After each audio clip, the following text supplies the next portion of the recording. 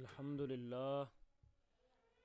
للہ الذی زین النبیین بحبیبہ المصطفیٰ ومن علی المؤمنین بنبیہ المجتبیٰ الصلاة والسلام علی سیدنا و مولانا محمد خیر الورا۔ حضرات محترم، دل کی صفائی کی اہمیت پر ایک خوبصورت واقعہ آپ کے گوش گزار کرنا چاہتا ہوں۔ تذکرۃ الاولیاء صفحہ نمبر 40 پر حضرت فرید الدین عطار رحمۃ اللہ علیہ نے نقل کیا ہے، حضرت حسن بصری رحمۃ اللہ علیہ کہیں تشریف لے جا رہے تھے تو دریائے دجلہ کے کنارے پر حضرت حبیب اجمی رحمۃ اللہ علیہ سے ملاقات ہو گئی تو انہوں نے پوچھا، آپ کہاں کا قصد کر رہے ہیں، آپ کہاں جا رہے ہیں؟ تو حضرت حسن نے کہا، میں دریا پار کرنا چاہتا ہوں اور کشتی کا منتظر ہوں۔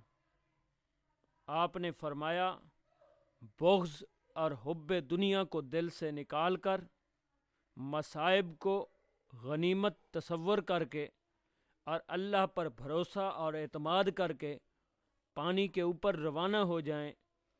یہ کہہ کر خود پانی کے اوپر چلتے ہوئے دوسرے کنارے پر جا پہنچے۔ یہ کیفیت دیکھ کر حضرت حسن بصری رحمۃ اللہ علیہ پر غشی طاری ہوئی اور وجد کی کیفیت ہوئی، اور ہوش آنے کے بعد جب لوگوں نے غشی کا سبب دریافت کیا تو فرمایا کہ حبیب کو علم میں نے سکھایا، حبیب اجمی کو علم میں نے سکھایا، لیکن اس وقت وہ مجھ کو بھی نصیحت کر کے خود پانی کے اوپر روانہ ہو گئے۔ اور اسی دہشت سے مجھ پر اور اسی تعجب والی کیفیت پر مجھ پر یہ کیفیت وجدانی کیفیت طاری ہوئی ہے۔ جب روز محشر پل صراط پر چلنے کا حکم دیا جائے گا، اگر اس وقت بھی محروم رہ گیا تو پھر کیا کیفیت ہوگی؟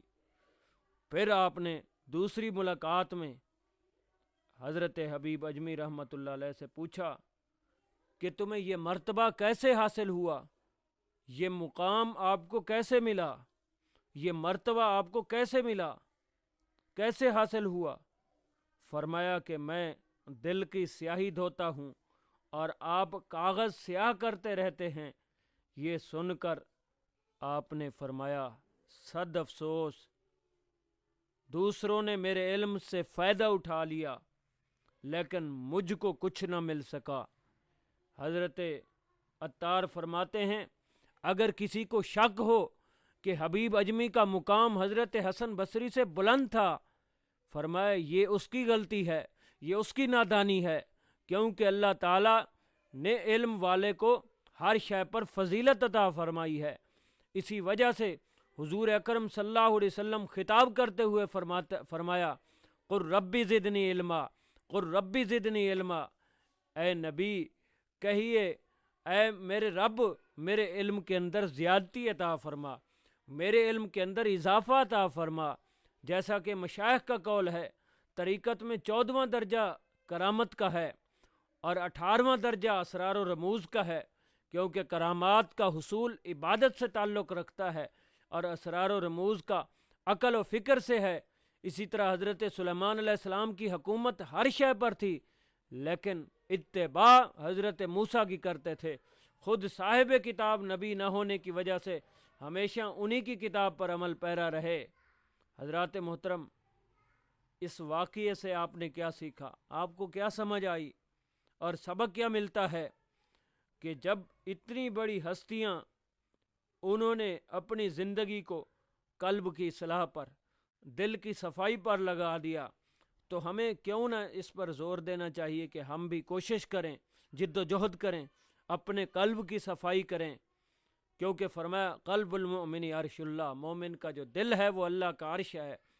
اور حدیث مبارکہ یہ سیاستہ کی ہر کتاب کے اندر ہے، صحیح بخاری کے اندر بھی ہے، صحیح مسلم کے اندر بھی ہے، ترمذی کے اندر بھی ہے، ابن ماجہ کے اندر بھی ہے، نسائی کے اندر بھی ہے، ابو داؤد شریف کے اندر بھی ہے، اور اسی طرح علامہ ملا علی قاری رحمۃ اللہ علیہ کی مرقات شرح مشکات کے اندر 4 مرتبہ آپ نے اس کو نقل کیا اس حدیث مبارکہ کو، اور اس کے علاوہ 1600 کتابوں کے اندر یہ حدیث مبارکہ موجود ہے۔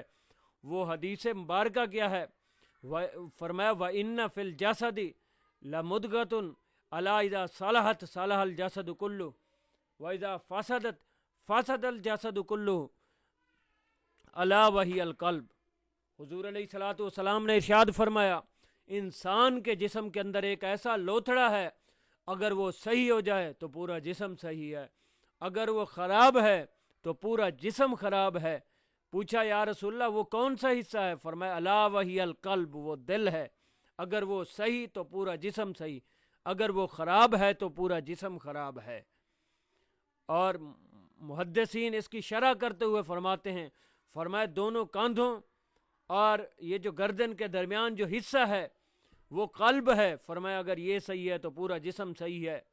اور اسی طرح صحیح بخاری کے دوسرے یا پہلے صفحے پر یہ حدیث مبارکہ موجود ہے، جب حضور علیہ الصلوۃ والسلام حضرت جبریل امین نے فرمایا کہ پڑھیے، اقرا پڑھیے، آپ نے فرمایا ما انا بقارن، میں پڑھنے والوں سے نہیں۔ پھر دوبارہ کہا پڑھیے، آپ نے فرمایا ما انا بقارن، میں پڑھنے والوں سے نہیں۔ دوبارہ کہا پڑھیے، آپ نے فرمایا ما انا بقارن، میں پڑھنے والوں سے نہیں ہوں۔ تو پھر سینے کا ساتھ لگایا، جب چھوڑا ایک مرتبہ سینے کے ساتھ لگایا اور پھر دبایا، اور فیض ربانی اندر منتقل ہوا، تجلیات جب منتقل ہوئی، جب تیسری مرتبہ چھوڑا تو پھر آپ نے پڑھنا شروع کر دیا، اقرا بسم ربک الذی خلق، خلق الانسان من علق، اقرا وربک الاکرم الذی علم بالقلم، علم الانسان ما لم یعلم۔ آپ نے یہ 5 آیات تلاوت کی، اور اس کے بعد جب آپ غار سے حضرت خدیجہ الکبریٰ کے حجرے رضی اللہ عنہ کے حجرے کی طرف آئے ہیں، یہ جو 3 میل کا فاصلہ تھا، آپ کا قلب وَتَرْجُفُ فُؤَادُهُ، آپ کا دل جو ہے وہ تیزی سے حرکت کر رہا تھا، آپ کا قلب جاری تھا، آپ کا قلب ذکر کر رہا تھا۔ حضرات محترم، یہ صحیح بخاری کی حدیث مبارکہ بتا رہی ہے، اور یہاں سے حرکت قلبی ثابت ہو رہی ہے۔ اور پھر فرمایا وَاذْكُرِ اسْمَ رَبِّكَ وَتَبَتَّلْ إِلَيْهِ تَبْتِيلًا، اور اپنے رب کو یاد کرو، ہر ایک سے کٹ کر یاد کرو، ہر چیز سے۔ اور فرمایا اس طرح تم دنیا میں رہو کہ تم تو دنیا میں رہو، دنیا تمہارے اندر سے نکل جائے۔ فرمایا مثال اس کی اس طرح ہے، فرمایا جس طرح دیکھو کشتی ہے، وہ پانی پر چلتی ہے، پانی اس کے اندر آ جائے تو وہ تباہ و برباد ہو جائے گی، اگر وہ پانی پر ہے تو پھر اس میں فلاح اور کامیابی اور صحیح و سالم ہے۔ فرمایا انسان جب وہ دنیا میں رہتا ہے تو پھر صحیح و سالم رہتا ہے، سلامت رہتا ہے، اس کا ایمان اور عقیدہ سلامت رہتا ہے، اس کے اخلاق صحیح رہتے ہیں۔ جب اس کے اندر دنیا آ جاتی ہے، فرمایا جس طرح کشتی کے اندر پانی آ جائے وہ تباہ ہو جاتی ہے، انسان بھی تباہ و برباد ہو جاتا ہے۔ دعا ہے کہ اللہ رب العزت ہمیں اپنے دل کی، قلب کی اصلاح کرانے کی توفیق عطا فرمائے، اصلاح کرنے کی توفیق عطا فرمائے۔ نہ کسی شاعر نے کیا خوب کہا، نہ دنیا سے، نہ دولت سے، نہ گھر آباد کرنے سے، تسلی دل کو ہوتی ہے خدا کو یاد کرنے سے۔ آمین، وآخر دعوانا ان الحمد للہ رب العالمین۔